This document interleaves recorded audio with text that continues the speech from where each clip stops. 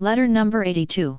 Content warning: anxiety, depression, medication, self-neglect, osteoarthritis.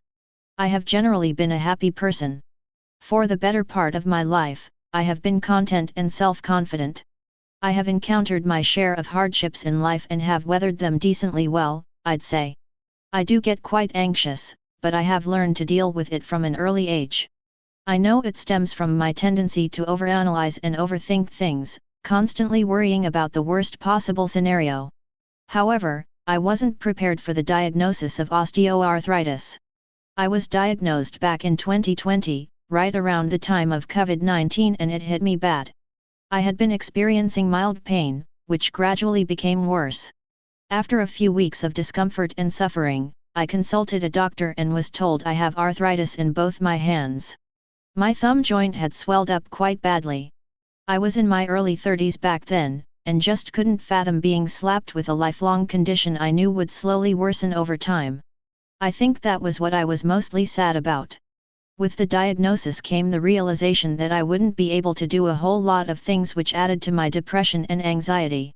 I knew I couldn't handle laboratory instruments, utilities, and materials anymore, since they require precision.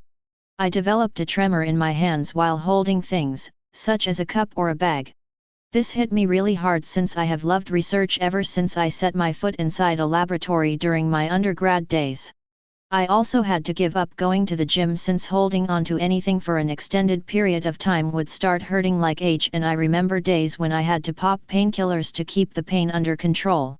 This led me to start neglecting myself, and as a result, I did put on a few extra pounds and stopped being active altogether since I had resigned to my fate and knew there was no way out of this. Drinking anything cold or having ice cream was also off the menu since cold makes the pain worse. I started having doubts if I would ever be able to regain full functionality of both my hands without experiencing any sort of agony. It's 2023 now, and I am better, much better than I was in 2020.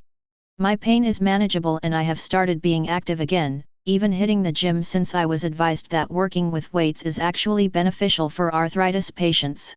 I still grimace sometimes when the thumb joints are exposed to too much strain, but I am not complaining about it. I didn't go back to research post-pandemic. I wanted to, but I am happy in my current position in the academic publishing industry. I am content, making the most out of what I have, which is what matters.